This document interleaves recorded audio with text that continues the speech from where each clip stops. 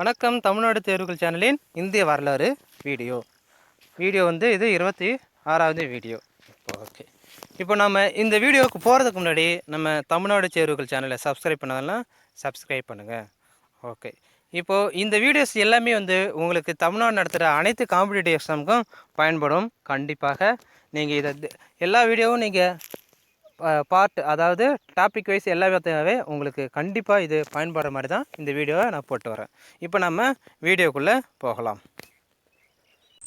வேத காலகட்டம் எக்காலத்தை சேர்ந்ததுன்னா பொது ஆண்டு முன் மு, அதான் பொது ஆண்டு முன் 1500லேருந்து 600.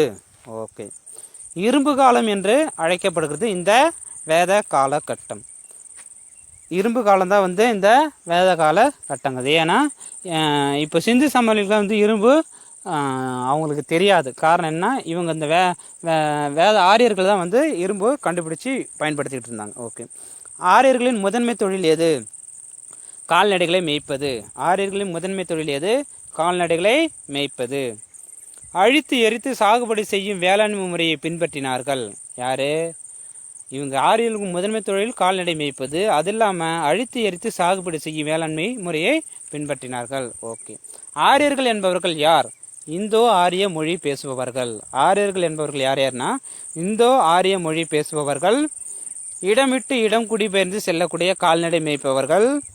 அப்புறம் மத்திய ஆசியாவிலிருந்து வந்தவர்கள் யார்? இவர்கள் இடமிட்டு இடம் குடிபெயர்ந்து செல்லக்கூடிய கால்நடை மேய்ப்பவர்கள், மத்திய ஆசியாவிலேருந்து வந்தவங்க.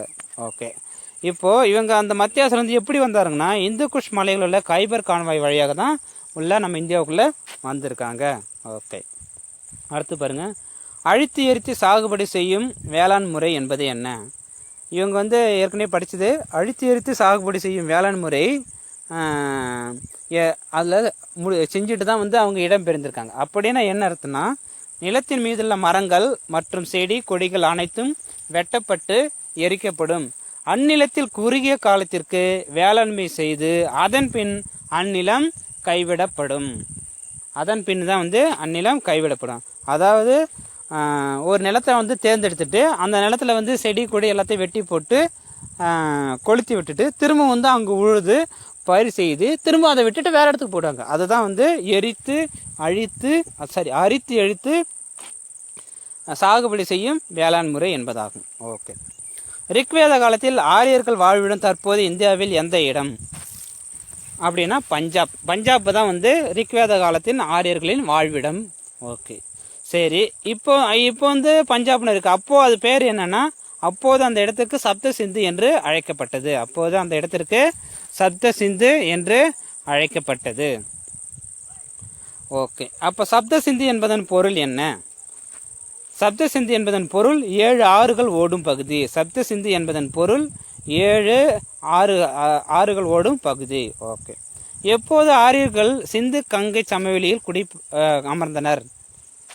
எப்போது குடியமர்ந்தனர்னா ஏறத்தாழ பொது ஆண்டு முன் 1000, அதாவது கிமு 1000 தான் வந்து அவங்க இந்த ஆரியர்கள் வந்து சிந்து அந்த கங்கை சமவெளியில் வந்து குடிபெயர்ந்தார்கள்.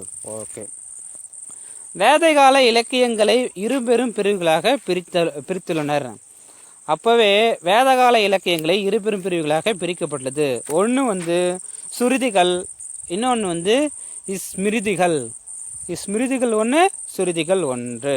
ஓகே, அடுத்தது பாருங்கள், புனிதமானவை, நிலையானவை, கேள்விகள் கேட்கப்பட முடியாத உண்மை என கருதப்படுபவை எவை?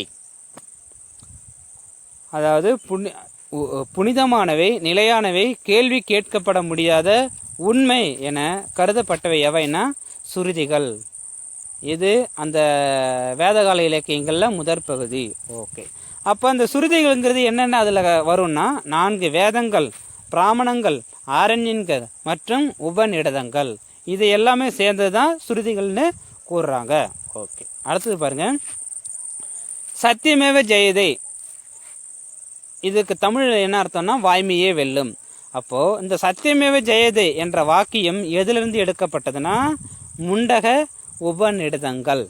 ஓகே, அடுத்து பாருங்கள், சுருதி என்பதன் பொருள் என்ன? சுருதி என்பதன் பொருள் என்ன அப்படின்னா கேட்டல் அல்லது எழுதப்படாதது. கேட்டல் அல்லது எழுதப்படாதது. ஓகே.